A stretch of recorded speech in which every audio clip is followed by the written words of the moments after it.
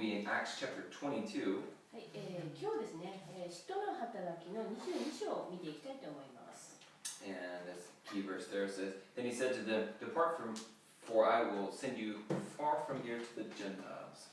そしてここにありますように、使徒の働きの22章21節ですね。すると、主は私に行きなさい。私はあなた方を遠く異邦人に使わすと言われました。Okay, then also we do have our offering box by the door there, and God loves it. As it says there in the verse there, for God loves a cheerful giver. はい、そして私たちの教会はですね、自由献金を持っておりますので、テーブルの上にですね、献金箱の方が置いてあります。そして一人一人、いやいやではなく、強いられてでもなく、心で決めた通りにしなさい。神は喜んで与える人を愛してくださいますという言葉があります。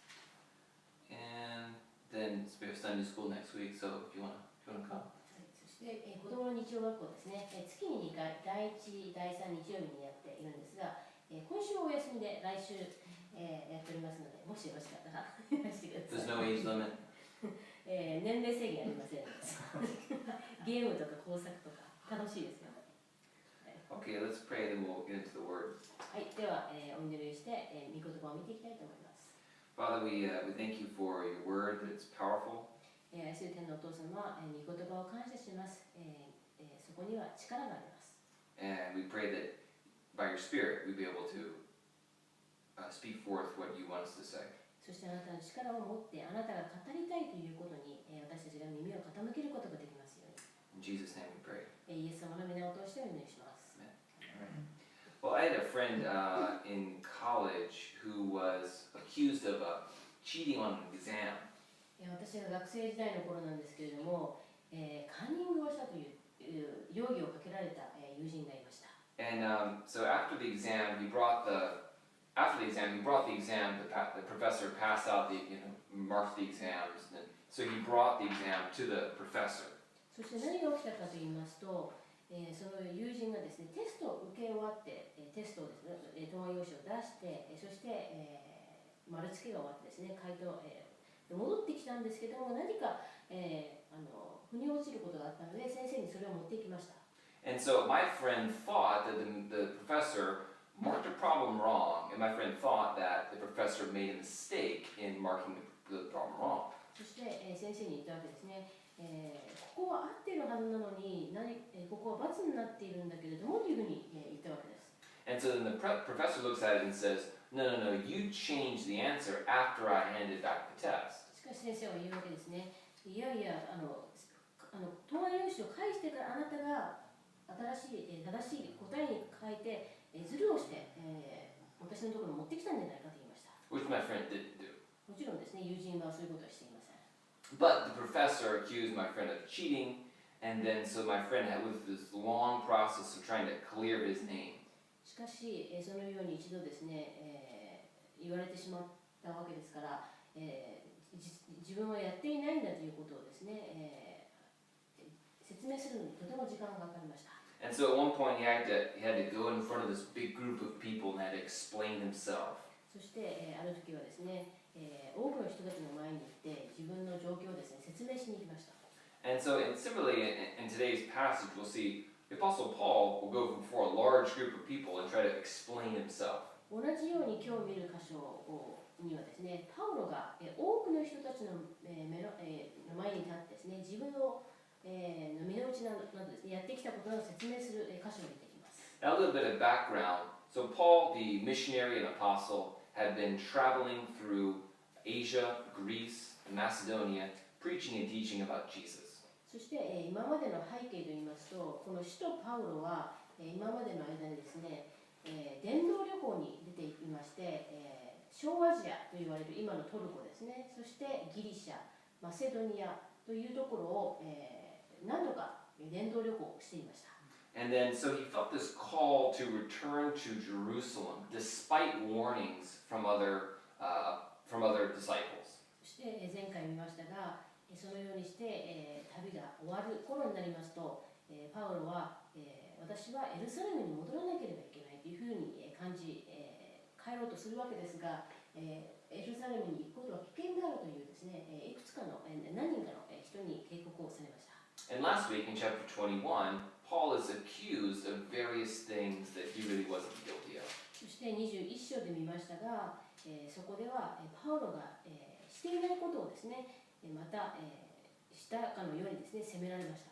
He was accused of being against the law. He was accused of bringing Gentiles, non-Jews, into the temple. そして、その、容疑の、いくつかですけれども、一つはですね、違法人で、あるものをですね、宮に連れてこようとしたことを思います。And then being against the Jewish law. そしてユダヤ人の立法に背いているというですね、その2つのことについて責められていました。And so at the very end of chapter 21, Paul escapes the violent crowd because the Roman authorities intervened. そしてそのようにして暴動が起きる中ですね、パウロはそこから立ち去ることができたわけですが、それはローマ人の支配者がですね、その手伝いをしました。And then he asks for permission from this Roman authority, can I address the crowd? そしてその助けてくれたローマ人の支配者にお願いするわけです。お願いですから、ここに集まっている人たちの前で話をさせてくださいと。So let's read chapter 21 verse 40, and then we'll read all the way to 21:40, because that's kind of carries over. Oh, okay, all right. And we'll read 22 through 1 through 8. では22章の1節から8節まで日本語だけでお読みします。さて、杉越の祭りと言われる種なしパンの祝いが近づいていた。祭司長、立法学者たちは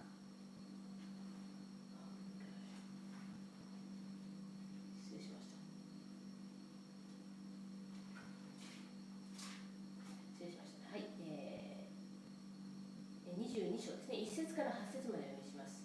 兄弟たち、父たちよ、今私が皆さんにしようとする弁明を聞いてください。パウロがヘブル語で語りかけるのを聞いて、人々はますます静粛になった。そこでパウロは話し続けた。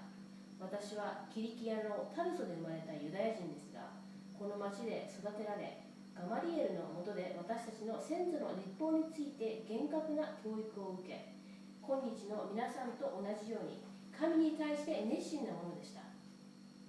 私はこの道を迫害し、男も女も縛って牢に投じ、死にまで至らせたのです。このことは大祭司も長老たちの全議会も証言してくれます。この人たちから私は兄弟たちへ宛てた手紙まで受け取り、ダマスコへ向かって出発しました。そこにいる者たちを縛り上げ、エルサレムに連れてきて処罰するためでした。ところが旅を続けて真昼ごろ、ダマスコに近づいた時、突然天からまばゆい光が私の周りを照らしたのです。私は地に倒れ、サウロ、サウロ、なぜ私を迫害するのかという声を聞きました。そこで私が答えて、主よ、あなたはどなたですかと言うと、その方は、私はあなたが迫害しているナザレのイエスだと言われました。Right, so Paul, in the very verse 1, he says, Brethren and fathers, hear my defense before you now. もう一節を見ますと、兄弟たち、父たちよ、今私が皆さんにしようとする弁明を聞いてくださいと言いました。So our focus today is on this defense that Paul gives. ですから、今回見る22章というのは、パウロがどのようにして弁明したかということが、主に書かれています。Well, first of all, who's in this crowd in Jerusalem? では、エルサレムにいたこの群衆とは、どういう人たちだったんでしょうか。Well, in the end of chapter 21, he says that he begins to address them in the Hebrew language. そして、一番最後ですね、21章の一番最後40節を見ます後半の部分で、彼はヘブル語で次のように話したとあります。So that would be that the crowd is probably majority or almost all Jewish. ですから、そこに集まってきた群衆はユダヤ人であった可能性が、高いと思います。Moreover, they're questioning him about the temple and other Jewish regulations. そしてそこに集まった群衆がパウロにですね、攻め寄ってきたことは、私たちのユダヤ人の立法を、彼は守っていないとかですね、異邦人を私たちの宮に連れてくるとか、そういうユダヤ人のに関わることでした。Now, at the very beginning of this defense, Paul gives sort of a resume. しかし、弁明を始めるパウロがまず話をしたのはですね、自分の、今までのですね、歴史です。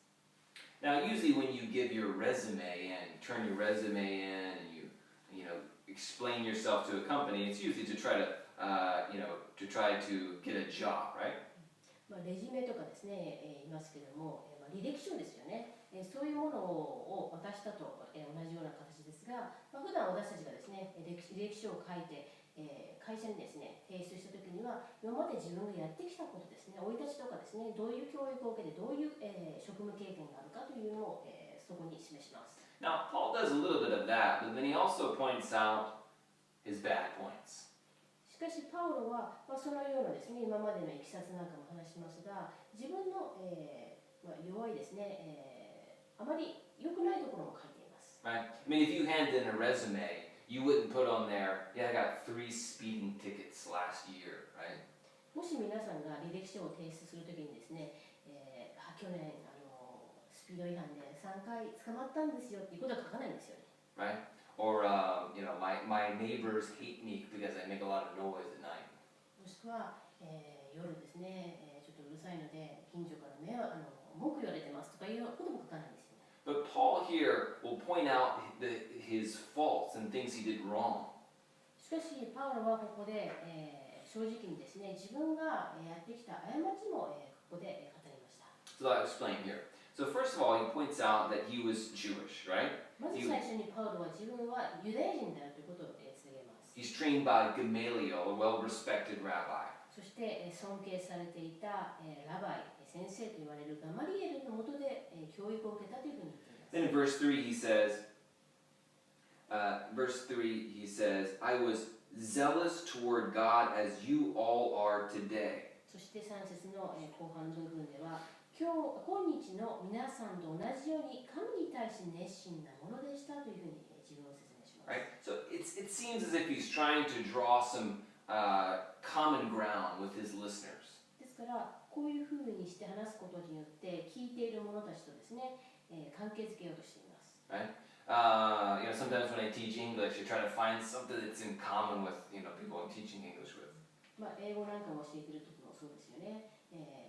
レッスンを受けている方がですね、分かりやすいように、そのような例を出したりします。Now then he says, but then I persecuted this, verse 4, I persecuted this way to the death. しかし私はこの道を迫害し、死にまで至らせたとあります。And Paul speaks about his history of working against the church. そして教会に対して迫害をしていたものなんだという自分の歴史を語っています。Remember, Paul is a vicious guy, was a vicious guy. 過去のですね、パウロというのはとても残酷な人でした。Right? He would approve for people to be killed. そして、クリスチャンがですね、人が殺されることを許可するような人でもありました。And then he starts talking about this encounter he has on the road to Damascus. しかし、ある日、そんなパウロにですね、ダマスコという場所へ行くときにあることが起きたんだという説明をします。And he gives this detailed account of how the Lord Jesus encountered him while traveling to Damascus. そしてダマスコに、向かっているときに、主、イエス・キリストと出会ったことを語ります。Why was he going to Damascus in the first place? He was going there to persecute believers. このパウロがダマスコに向かっていた理由というのは、そこにいるクリスチャンをですね、捕まえるためでした。そして迫害するためでした。He says, verse 6, as I journeyed, I came near Damascus at about noon. Suddenly a great light from heaven shone around me. そして6節を見ますと、ところが旅を続けて真昼頃、ダマスコに近づいたとき、突然天からまばゆい光が私の周りを照らしたのです。 He falls to the ground and he says, as the voice says, Saul, Saul, why are you persecuting me? 私は地に倒れ、サウロ、サウロ、なぜ私を迫害するのかという声を聞きました。 So I answered, so then this voice says, he said to me, I am Jesus of Nazareth whom you are persecuting. そこで私は答えて、主よ、あなたはどなたですかというと、その方は、私はあなたが迫害しているナザレのイエスだと言われました。Now, to the Jewish crowd listening, imagine what they're thinking. しかしそれを聞いていたユダヤ人の群衆はどう思ったんでしょうか。 Right?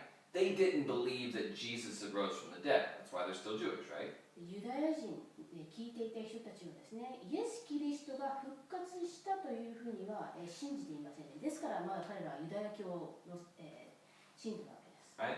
Now they're hearing a first-person account of a man who was a persecutor who met the risen Jesus. しかし仲間であるユダヤ人のパウロはですね、迫害者にもかかわらずこの復活されたイエスに出会ったという話をここで聞きます。Right? At the very least, this speech is shocking. しかしそれを聞いてですね、みんなびっくりしたことだと思います。Right? Now, but they let Paul go on, right? So Paul goes on, and we read kind of a large section, verses 9 through 21. はい、そして、続きをですね見ていきますが、9節から21節長いですが、見ていきたいと思います。お願いします。私と一緒にいた者たちはその光は見たのですが、私に語っている方の声は聞き分けられませんでした。私が主よ、私はどうしたらよいのでしょうかと尋ねると、主は私に起きてダマスコに行きなさい。あなたがするように決められていることは皆そこで告げられると言われました。ところがその光の輝きのために私の目は何も見えなかったので、一緒にいた者たちに手を引かれてダマスコに入りました。すると律法を重んじる敬虔な人で、そこに住むユダヤ人全体の間で評判の良いアナニアという人が私のところに来て、そばに立ち、兄弟サウロ、見えるようになりなさいと言いました。するとその時、私はその人が見えるようになりました。彼はこう言いました。私たちの先祖の神はあなたに御心を知らせ、義なる方を見させ、その方の口から御声を聞かせようとお定めになったのです。あなたはその方のためにすべての人に対してあなたの見たこと聞いたことの証人とされるのですから。さあ、なぜためらっているのですか。立ちなさい。その皆を呼んでバプテスマを受け、自分の罪を洗い流しなさい。こうして私がエルサレムに帰り、宮で祈っていますと、夢心地になり、主を見たのです。主は言われました。急いで早くエルサレムを離れなさい。人々が私についてあなたの証を受け入れないからです。そこで私は答えました。主よ、私がどの街道でもあなたの信者を牢に入れたり、鞭打ったりしていたことを彼らはよく知っています。またあなたの証人ステパノの血が流されたとき、私もその場にいて、それに賛成し、彼を殺した者たちの着物の番をしていたのです。すると主は私に行きなさい。私はあなたを遠く法事に使わすと言われました。Alright, so kind of a long section, but 少し長いですよね。詳しく見ていきます。right. So he says that Paul inquires of the Lord. He says, "Okay, Lord, what shall I do, Lord?" そのようにして、生ける復活されてイエスにあってですね、パウロはまず神に聞くわけです。私はどうするべきでしょうか。So Paul's on the ground there. He's on the road with his friends. そして、その地に倒れたサウロはですね、何人かの人とその場にいます。And he says, "What shall I do, Lord?" 私は何をしたらよいのでしょうかと言います。That's a pretty good question that we ought to ask ourselves. 私たちもですね、同じように、私たちは何をするべきなのかということをですね、自分に聞くべきではないでしょうか。What shall I do, Lord? 主よ、私は何をするべきでしょうか。Right? Because when you say, "What shall I do, Lord?" it's not like you're asking for some advice, some advice you can either take or not take. 主よ、私はどうしたらよいのでしょうかというふうに聞くときにはですね、主よというふうに言った時にはですね、主に対してアドバイスを求めているわけではありません。And so like you're at a restaurant and you're thinking, "Man, what should I order?" Right? レストランの中で何を注文しようかなっていうふうに思っている。When you say Lord, it's like, "What should I do, Lord?" And whatever God answers, it's like, "Okay, you're Lord." 主よ、私私はどうしたら良いのでしょうかというふうに聞いたときには、主が答えられたことは、私たちは、するべきです。Now, Jesus gives him direction, go to Damascus, and he doesn't give him the full plan. He says, go to Damascus. そして、10節を、もう一度言いますと、起きてダマスコに行きなさいというふうに言われますが、それ以上のですね、詳しい話はしませんでした。And he says, and there you will be told all things which are appointed for you to do. あなた方がするように決められていることは皆そこで告げられると言われました。That's often how God works, right? He gives us one direction, and then you go to Damascus, and then you get the other directions. 実は私たちの人生においてもこのようなパターンが多いわけですね。主はまず一つ見せてくださり、それをしたときにその場でまた新しいことを教えてくださいます。And then Paul tells about how he goes to Damascus, and then this man Ananias comes to him and prays for him. そして、そのダマスコへ行ったパウロをですね、訪ねて、アナニアという人がやってきます。And Ananias gives him further insight about God's plan. そしてアナニアは神の計画をパウロに語ります。Now notice how he phrases it in verse 14. He says, "The God of our fathers." そして14節のところを見ますと、彼はこう言いました。私たちの先祖の神は。Right? And so this would be, Ananias is a Jewish believer. 私たちの先祖ということはですね、このアナニアという人物もユダヤ人だったことがわかります。He's saying that the God of our fathers are, Abraham, Isaac, the Jewish descendants. The Jews were the descendants of Abraham, right? He's saying this God has chosen you that you should know His will, see the just one, and hear the voice of His mouth. そして私たちの先祖というのはユダヤ人にとってみればアブラハムですね。アブラハムが、信仰の父になりますけれども、その、同じようにしていた、アブラハムが信じていた神はパウロにあなたに御心を知らせ、義なる方を見させ、その方の口から御声を聞かせようとお定めになったのですというふうに言います。Now, to the Jewish crowd listening, they're like, well, our fathers would be Abraham, Isaac, Jacob. しかしそれを聞いていたユダヤ人の群衆は、私たちの先祖も同じようにですね、アブラハム、イサクであって、ヤコブであるというふうに言いました。Now he says, for you will be his witnesses to all men of what you have seen and heard.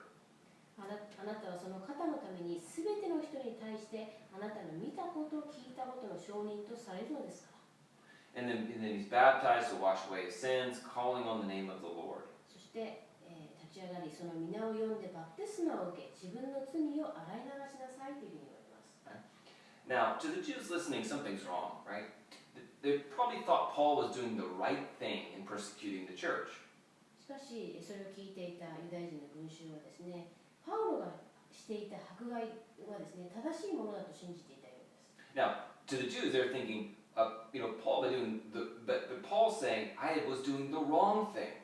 それにもかかわらず、パウロは自分がやってきたことを間違っていたというふうに言います。To the Jews listening, they thought he hears the voice of the just one, Jesus, and they didn't think that Jesus was just. そして、群衆はですね、この義なる方がイエスをですね、にあったというふうに言っていますが、イエスが義なる方だというふうには群衆は信じていませんでした。And that God forgives his sins, but to the Jews, sins were forgiven through a series of ceremonial sacrifices at the temple. ユダヤ人にとってみれば、罪をですね、許される方法というのは、自分たちの宮でですね、多くの儀式をすることを通して自分たちの罪が許されていました。And then Paul's speech comes to a screeching halt. そして、パウロの、ここで話すですね、説教はですね、Screeching halt. Like a car wreck. あるですね、大きな事故のようなですね、そういった、展開へと移っていきます。Right? Have you ever seen the police investigators when they go to a police scene and they look where a car accident was? 車の事故なんかがあった時にですね、警察が来て、その現場を見たことがあるでしょうか。They look at where the car starts to stop, and they can look on the ground and they see where the tire tracks start and how the car slid. 何台かの車の事故なんかですね、実際にその時何が起きたのか、車がどこの位置にあって、どこで滑り始めて、どこでぶつかったのかというのを見ていきます。Well, this is right where Paul's speech comes to a stop. はい、そして同じようにしてパウロのですね、説教もここで、一度、止まるような、展開です。Because in verse 21 he says, Then he said to me, this voice says to me, who is in the temple, そして21節を見ますと、Depart, for I will send you far from here to the Gentiles. すると主は私に行きなさい。私はあなたを遠く異邦人に使わすと言われました。とあります。Right? And then it turns to chaos. しかしそれを言った途端ですね、大騒ぎになります。Let's read verse 22. では22節読みます。人々は彼の話をここまで聞いていたが、この時声を張り上げて、こんな男は地上から覗いてしまえ、生かしておくべきではないと言った。Now, why? Because the Jews traditionally hated the Gentiles.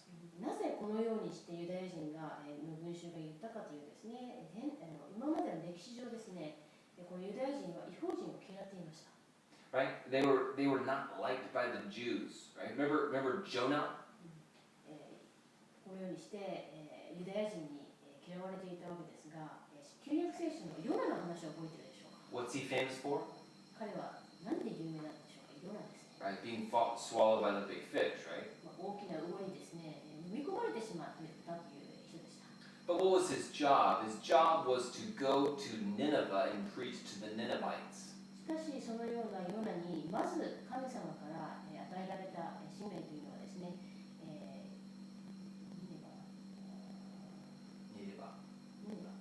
なんか日本語違うような気がするんですけどね、ニネバというですね、町に、行って説教しなさいという使命を受けました。 Ninevites were Gentiles. しかしそのニネバに住んでいた人たちというのは異邦人でした。 And he knew because if he went there and they repented, God would be merciful to them. そしてヨナは思ったわけですね、私が説教すれば主は忠実な方だから、それを聞いた者は悔い改め、そして彼は彼らを憐れんでくれるだろうと知っていたと。 That was just one instance of how the Jews did not like the Gentiles. そのようにしてユダヤ人が異邦人を嫌っていた一つの例になります。 Right? It was definitely some racial tension there. 人種的なですね、そういった、差別があったのかもしれません。 Okay? And so we'll read about this, the craziness that ensues. So they want to see Paul die. そしてそのようにしてパウロをですね、殺したいと群衆は願いました。 Right? But remember, what was Paul doing through this speech? He was being a witness to all men. しかしパウロはこういうふうにして群衆の前にして話をする中で、人の前で証人として役割を果たしていました。 He was a bad guy. 以前は悪いものであったが、 He met Jesus. イエス・キリストに会うことによって、 Then he's a drastically changed person. そして、パウロは変えられました。 Right? If he were the same guy, he wouldn't have gone to the Gentiles to preach about Jesus, right?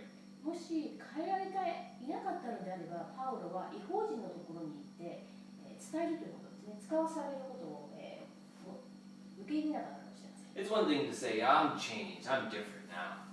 私は変わったんだという口で言うことはたやすいことかもしれません。 But I mean, where's the proof? Where's the proof in your actions, right? しかし、本当に変わったなら証拠を見せてほしい。その行いですね、自分の行動が変わるんだろうと。 Okay, let's read the remaining part of this chapter. はい、では23 at the end. 23節から22章の最後までお読みします。そして人々がわめき立て、着物を放り投げ、尻を空中にまき散らすので、千人隊長はパウロを兵営の中に引き入れるように命じ、人々がなぜこのようにパウロに向かって叫ぶのかを知ろうとして、彼を用いて取り調べるようにと言った。彼らが鞭当てるためにパウロを縛ったとき、パウロはそばに立っている百人隊長に言った。ローマ市民である者を裁判にもかけずに鞭打ってよいのですか。これを聞いた百人隊長は千人隊長のところに行って報告し、どうなさいますか。あの人はローマ人ですと言った。千人隊長はパウロのところに来て、あなたはローマ市民なのか、私に言ってくれと言った。パウロはそうですと言った。すると千人隊長は、私はたくさんの金を出してこの市民権を買ったのだと言った。そこでパウロは、私は生まれながらの市民ですと言った。このためパウロを取り調べようとしていた者たちはすぐにパウロから身を引いた。また千人隊長もパウロがローマ市民だと分かると彼を鎖につないでいたので恐れた。その翌日、千人隊長はパウロはなぜユダヤ人に告訴されたのかを確かめたいと思ってパウロの鎖を解いてやり、祭司長たちと全議会の召集を命じ、パウロを連れて行って彼らの前に立たせた。Now, so the crowd is going crazy. They want Paul dead. このようにして聞いていたユダヤ人の群衆はですね、パウロを殺したいというふうに願っていました。So the Romans step in and they decide, okay, let's bring Paul into the barracks because remember, Paul's speaking in Hebrew. They didn't speak Hebrew. パウロはですね、ここでヘブル語を話していましたけれども、それをですね、見ていたローマ人がですね、まずパウロを兵営の中に引き入れるように命じました。So they're trying to figure out, okay, what is going on here? Why does this crowd want Paul? Why are they going crazy? そして、ローマの、隊長はですね、なぜこのようにパウロに対してユダヤ人が怒っているのか、なぜ騒いでいるのかを知ろうとしました。And so they say, let's examine Paul under scourging. そして、彼を鞭打って取り調べるようにしました。Now this was like brutal treatment. それはですね、とても残酷な、ことでした。It was a handle with various strands of leather, and bone and glass was stuck into those strands of leather. その当時の鞭打ちというのはですね、鞭のですね先に、皮のようなものがですねいくつかもついていて、分かれているわけですね。その先に、骨だったりとか、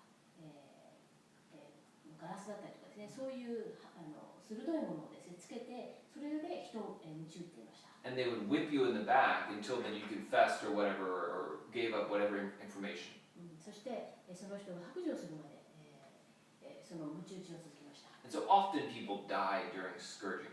しかし、大体の場合ですね、そういうふうに鞭打たれている間にですね、死んでしまう人が多かったようです。And so this could very well be the death of Paul right here. ですからここでパウロもですね、同じようにして殺されていてもおかしくなかった場所になります。But then Paul says, verse 25, is it lawful for you to scourge a man who is a Roman and uncondemned? しかしそんな時にパウロは彼らに言いました。ローマ市民である者を裁判にもかけず鞭打って良いのですかと言います。Now it's as if Paul says the magic word. それは何かですね、一言ですね、特別な、ことを言ったかのようにですね、そこで、状況が変わっていきます。Now, Paul says, they're like, oh, he's a Roman citizen. Okay, that changes everything. ローマ市民であるということをですね、すべてを、変えてしまいます。Right? Because it wasn't lawful for them to scourge a Roman citizen. それはローマ市民を鞭打つことは、法に反していたからです。So the centurion says, okay, back up, okay, stop the whole thing. Right? We're not going to scourge this guy. そしてそれを聞いた百人隊長、そして、それを伝えたですね、千人隊長がですね、それは、まずいということになりました。Now, might be thinking, okay, well, why does centurion just believe him right away? I mean, couldn't he have been lying, right? Couldn't Paul have just been lying? しかし、そのパウロのですね、話を聞いた百人隊長はなぜすぐ彼を信じたんでしょうか。Yeah, I mean, like, パウロはですね、嘘をついているというふうに思えたかもしれません。why didn't everyone just do that? I'm a Roman citizen. 他にもですね、捕らえられた者が、私もローマ市民ですからって言って、鞭打ちをですね、逃れようとすることもあったかもしれません。Well, there's historical record that said that the punishment for lying about being a Roman citizen was death, often death. しかし歴史的書物をですね見てみますと、自分自身はローマ市民であるという嘘をつくということはですね、それは、死に値、もしも嘘であったことが分かったらですね、それは、死に値しました。Now, but regardless of this, the centurion wants to get to the bottom of this case. しかし千人隊長はですね、実際に何が起きているのかという結論を出そうとします。And so Paul is released, and they're going to call in the chief priests. そして千人隊長は、祭司長たちをですね、集めてきます。Now, so the big idea here is Paul's defense before in front of this crowd. ですからこのようにしてですね、パウロは群衆の前で弁明をしたということが、この22章に書かれています。Remember Paul's words in chapter 20, and when he's speaking to the elders of Ephesus. 使徒の働きの20章のですね、エペソの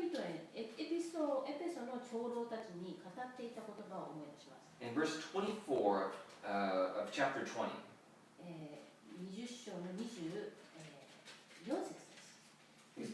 But none of these things move me, nor do I count my life dear to myself, so that I may finish my race with joy in the ministry which I received from the Lord Jesus, to testify of the grace to the gospel of the grace of God. はい、そしてパウロはですね、エペソの長老たちにこのようなことを言いました。けれども私が自分の走るべき行程を走り尽くし、主イエスから受けた神の恵みの福音を証しする任務を私終えることができるなら、私の命は少しも惜しいと思いません。Notice that last part, the gospel of the grace of God. これ、神の恵みの福音という意味で言います。So Paul gives a speech today about how he encountered Jesus and was sent to the Gentiles. ですから今日見てきた箇所ですね、使徒の働きの22章では、パウロはですね、使徒、出会ったことによって異邦人へと使わせられることになりました。But through this, he was testifying of the grace of God. そしてこれを通してパウロは神の恵みの福音の証しをしていた。Because Paul was a bad guy. それは以前パウロというのはとても悪い人であったからです。He approved putting people to death. 人を殺す、許可をですね、出していました。He meets Jesus and he's saved. そしてイエスに出会うことで彼は、人生を変えられます。 Then he goes to the Gentiles, and Jews, but also the Gentiles. そして異邦人のところにも、ユダヤ人のところにも行きますが、異邦人へとも使わされます。Now, are the Gentiles good people? No. 異邦人は、正しい人だったでしょうか。そうではありません。Right? They're bad people who need Jesus as well. イエス様を必要とする、悪い人たちでした。So Paul is declaring of the grace of God that is extended to these Gentiles and Jews. ですから、パウロはここを通して、ユダヤ人、そして異邦人に対しても神のこの恵みの福音は、伝えられるべきものであるというふうに言いました。Now, sadly, the Jews don't want to hear it. しかし、そういった中でもユダヤ人はその話を聞こうとしませんでした。Now, practically, we also, like Paul, have a testimony. 同じようにして私たちにも証というですね、ものを持っています。Now, it might not be as dramatic as Paul's, few are. そしてこの証というのは、私たちがどのようにしてクリスチャンになったことかですね、キリストと出会ったことかを表すものですが、そのような証はパウロのような証ではないかもしれません。But we do have a story. しかし私たちにも、あるストーリーを持っています。Notice the basic outline Paul lays out. そしてパウロはこのようにして、アウトラインを書きました。His life before Christ.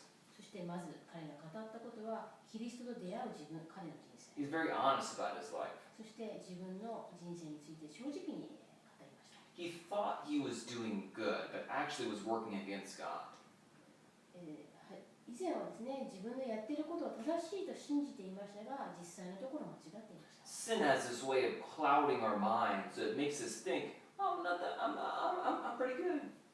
罪というものはですね、覆いのようにですね、私たちがしていることをですね、はっきりと見させてくれなくて、そしてあたかもですね、正しいことをやっているかのように思わせます。Then he meets Jesus. しかしパウロは、キリストに出会い、Now, unlike Paul, we haven't really met Jesus face to face. パウロのように私たちはですね、直接顔を合わせてイエスに会ったわけではないかもしれません。But we still met Jesus. しかし、そのイエス・キリストとの出会いですね、その経験というものをしています。And Paul, of course, gives Jesus the credit for his salvation. そしてパウロはイエス様に対して、救いが彼にあるんだということを言います。And then the calling for Paul to labor for Jesus. そしてこのイエスのためにパウロは使えるですね、ことをします。And so, lastly, Paul, the third part of his outline is that his life after his being saved. そして、3つ目ですね、救われた後にどのような人物に、変えられていったかということが書かれています。And so the hero of the testimony is Jesus. ですから、パウロの、この証、そして私たちの証の、英雄ですね、そこで一番称えられる人というのは、イエス・キリストです。He's the one who forgives us and forgives us despite our own sins. 私たちの、罪にもかかわらず、その罪を許してくださるのはイエス様です。And then calls us to work for him. そして結果、その方のために私たちを働くように使わされます。So every opportunity that we get is God's grace. ですから、私たちに与えられる一つ一つのチャンス、機会というのは主からいただいているものです。Right? I mean, everything that we receive from God is a gift. そして私たちが受け取るもの一つ一つ、そしてすべてのものはイエス様からいただいているものです。Not something we earn, but something that we get. 私たちが何かをしたからご褒美としてもらえるのではなく、一方的にですね、与えてくださるものです。So let's pray. はい、お願いします。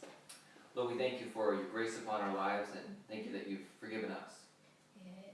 愛する天のお父様、あなたが私たちの人生に恵みを注いで、くださり、そして、愛してくださることを感謝します。We do pray that you would just use us for your kingdom. そして私たち一人一人あなたの御国のために用いてくださいますよ。Lord, help us not forget your grace. そしてあなたの恵みを忘れることがありませんように。In Jesus' name we pray. 感謝してイエス様の皆を通してお願いします。We have one more song. でもう一曲ですね、歌ってお願いしたいと思います。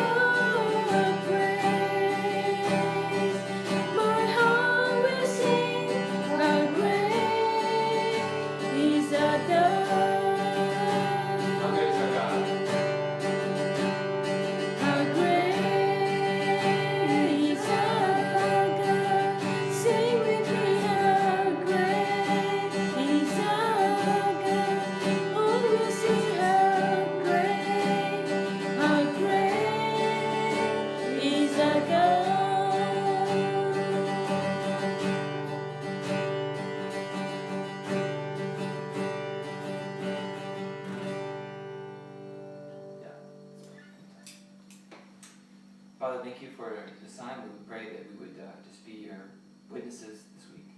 愛する天のお父様、この時間感謝いたします。そして今週新しい1週間、あなたの証人として私たちが生活することができますように。And we pray for your Holy Spirit to fill us and renew our minds.